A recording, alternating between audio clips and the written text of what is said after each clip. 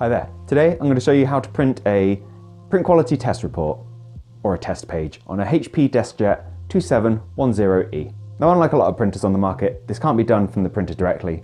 You do need to involve an attached PC or laptop for this one.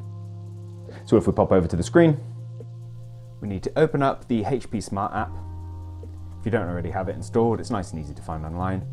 Then click into whichever printer you're looking at. Ours is listed under HP DeskJet 2710 series, despite the fact it's a specific model. If we click in, and we're looking towards the bottom left-hand side of the page here, where it says Printer Reports. So click into that. And the one we want to do is the Print Quality Report, which is this one here. So click on that, click Print. If you're using refilled or remanufactured ink cartridges, you might get a little warning like that. You can just ignore it. As you can hear, my printer's working in the background.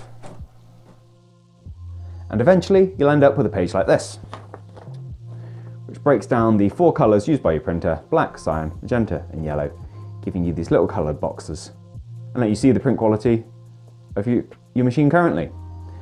Now, as you can see, I've got a slight line running through the cyan block here, indicating there's a slight blockage there, so I'm probably going to go off and do some cleaning cycles now to hopefully pull that through.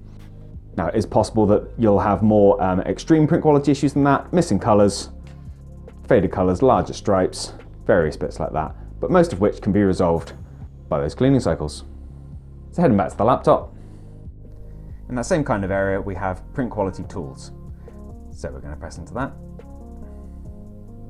And over here we have clean print heads. Now, the print heads are part of your ink cartridges, so don't worry that it doesn't have a specific option for ink cartridges.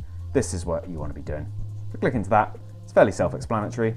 And after it's done its clean, you should hopefully notice an improvement in your print quality.